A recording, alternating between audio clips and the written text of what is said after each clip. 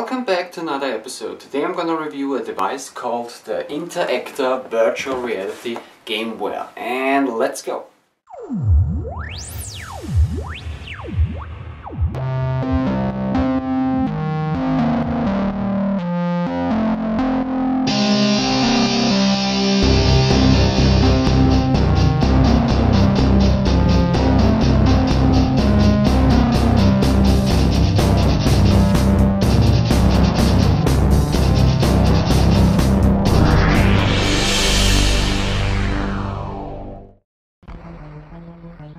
The Interactor Virtual Reality Gameware was developed by Aura Systems and released in 1994 for a retail price of $160 US. It's a device that filters audio signals, amplifies them and turns mostly low-frequency sounds into vibrations. Basically said, it's a backpack with a subwoofer that turns sounds into vibrations, allows you to feel punches, kicks, uppercuts, explosions, body slams, slam dunks, crashes and many more. The box says that it will work with the Sega Genesis Model 1 and Model 2, the Super Nintendo, then also with your VCR, stereo systems and the PC. According to the manual, it will also work with the 3DO and the Atari Jaguar, but actually it will work with everything as long as you can connect it to. So it will also work with the PlayStation 1, 2, 3, Xbox, Xbox 360, Sega Saturn, Dreamcast, DVD players. Like I said, it will work with everything as long as you can connect it to and as long as it uses sound. Okay, next we're gonna take a look inside the box and take a closer look at the Interactor.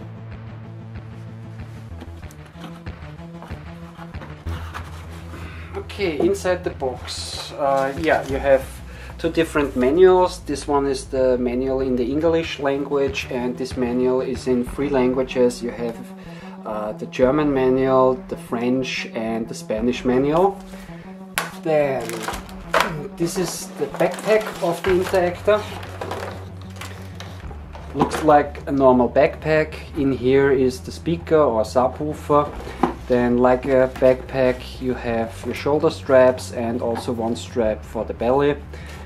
And this is the cable that will connect the backpack to the amplifier. And the speaker inside the backpack will, like I said, it's like a subwoofer, so it won't work like a normal speaker, so don't expect that you will hear the game sound, the music or sound effects will not come from this speaker. You will hear some noise during the games, but you can't use it as a normal speaker. Then, in here is the power supply and this is the amplifier. On the front here is the port where you connect the backpack to the amplifier. Here are two lights, a green and a red light. The green shows that the system is turned on and the red light indicates high power use. Then over here you have the power dial and the filter dial. The power dial is also the on and off switch, and yeah, the power dial is for how heavy the vibrations will go or will be, and the filter dial filters the sounds, effects, the audio files and everything else. Then on the back here you have two switches, this one right here with normal A and B. On a normal use you should set it on normal, and A and B, the manual says that they wanna release some games that were optimized for the Interactor, and in the manual of the game it will be mentioned that if you put it on A or B it will be a better experience. But I never heard of any game that had this or that has that feature. Then the other switch with music and game, normally for games you should set it on game. And yeah, music, if you use it, I guess for movies and for just normal music, like with your stereo system, then you should put it on music.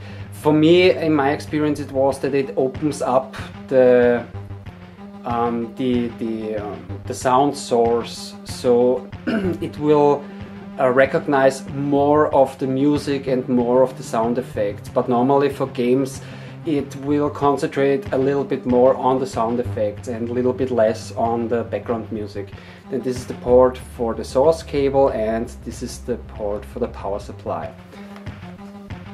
And in this plastic is the source cable and also two connectors.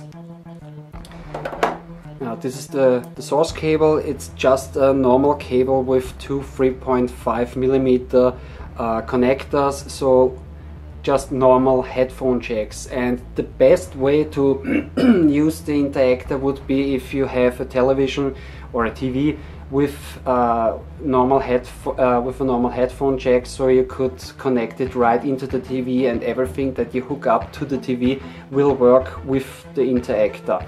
But if you wanna hook it up to a stereo system, then you also have this adapter right here. This is the bigger headphone jack, I would say, and yeah, you will find those normally on amplifiers and stereo systems.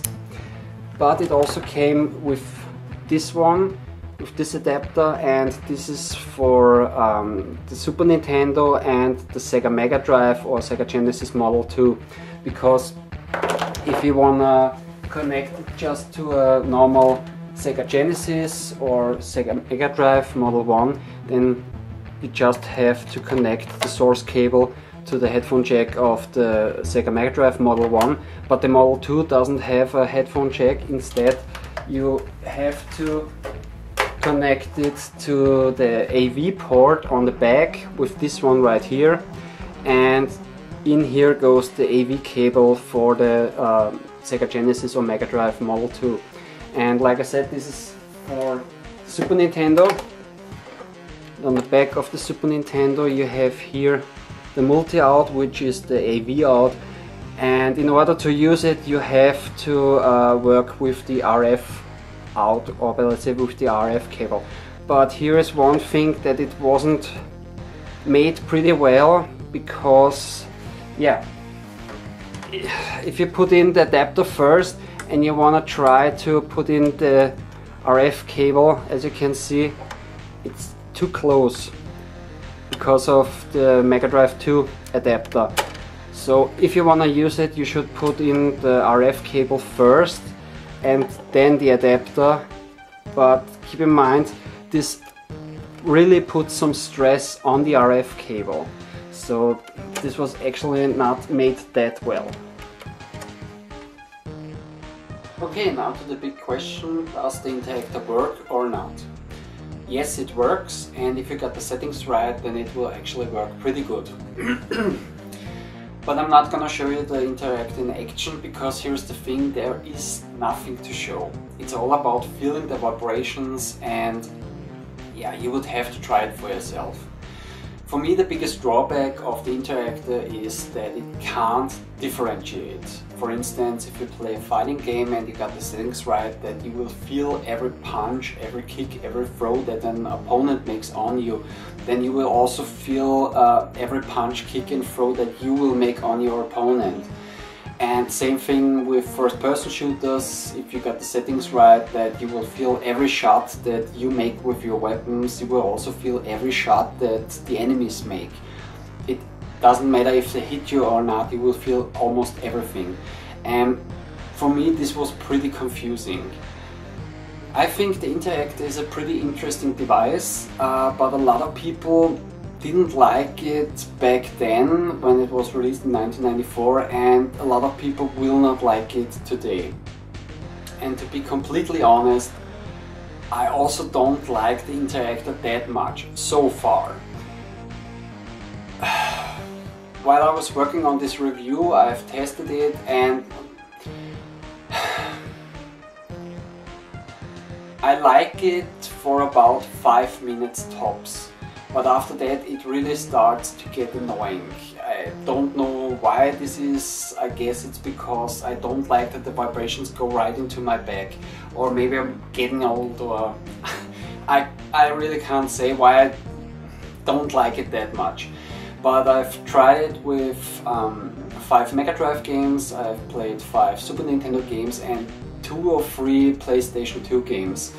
and I've played shooters, racing games, fighting games, first-person shooters, and platformers. And the best experience that I had was with Road Rage 2, because I got the settings, let's say, right, and the Interactor always would vibrate every time that I hit one of the opponents, or I got hit from one of the opponents, or every time that I crash into something or somebody. And yeah, like I said, this was actually a pretty cool experience. But with the other games, the experience wasn't that great. And one other thing is that most of the times the Interactor would not only well, but let's say it like that. One issue that I also had with the Interactor was that depending on the settings, you would feel too much or too less. And most of the times you would also not only feel the sound effects, you would also feel the music. And the manual recommends that if you use the Interactor with video games and you have the option, then you should turn off the music so that you get a better experience with the Interactor. But number one, not every game has the option to turn off the music, and number two, for the most part I like the music and it's a big part of the atmosphere, so I don't wanna turn off the music. So for now, the Interactor is not really that great for me, but I'm gonna give it a try in the future again, because I found some tips online for the Interactor, and one of the tips was that you should try the Interactor with flight simulators, and I actually completely forgot about flight simulators, and I guess this is really a cool suggestion, because with the Interactor you would feel the engine of the plane, and this could be a really cool experience. Also, another tip was that you should not try it on any racing game, you should try it on driving simulators, like for instance Gran Turismo, and same thing, that because you could feel the engine of the car. And the biggest tip that I found, and I haven't tried it yet, but next time that I'm gonna use the Interactor I definitely will try this, is that you should not wear the Interactor, instead you should mount it to the chair back, so the vibrations would go through the chair and then into the player. And I guess this would increase really the enjoyment for me personally. Okay, now to the question, would I recommend the Interactor? I definitely would recommend the Interactor to every collector that likes exotic and obscure stuff. But I will not recommend it to gamers, because here's the thing, a lot of people don't like the Interactor or didn't like the Interactor, but there are people that really enjoy the Interactor. So like I said before, you should have to try it for yourself. If you're interested and you think it sounds cool, then maybe you could give it a try. If you think this is not the thing for me, then please don't buy it. I mean, you could find it on eBay for about between 30 to 80 US dollars. It's not pretty rare.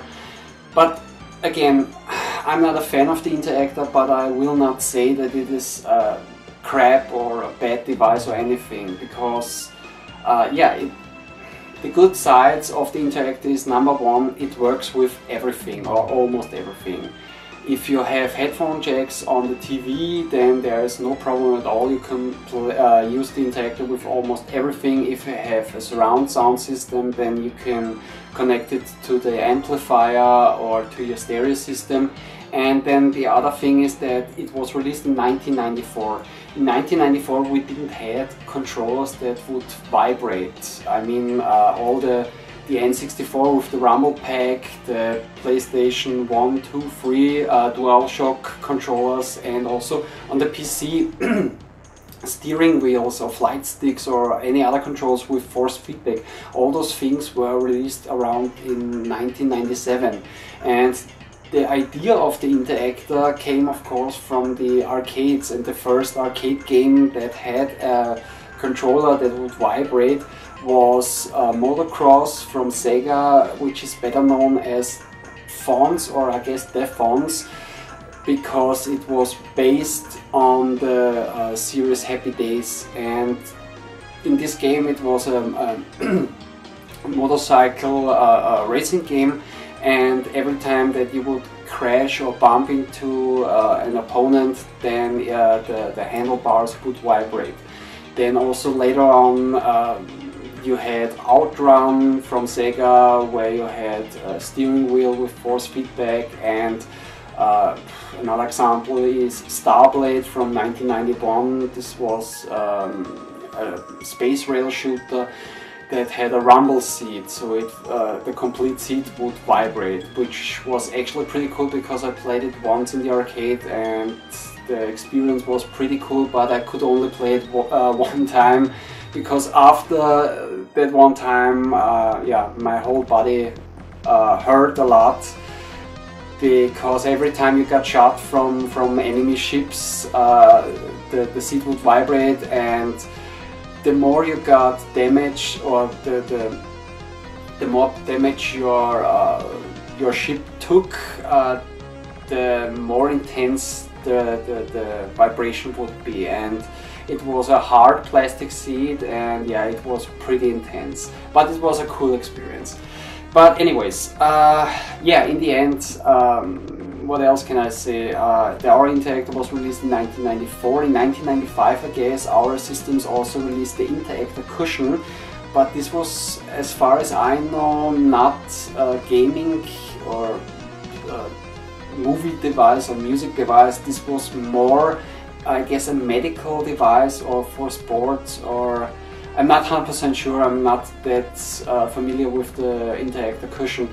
And even today the idea of the Interactor is still alive, because in 2010, I guess, a company called Third Space released the Third Space Vest for first-person shooters, and the Third Space Vest works with air pressure, and you got sensors on the front and on the back, and this would recognize in the game if you got shot from the front or the back, and with the air pressure you would feel a bump every time you got shot from the front or the back.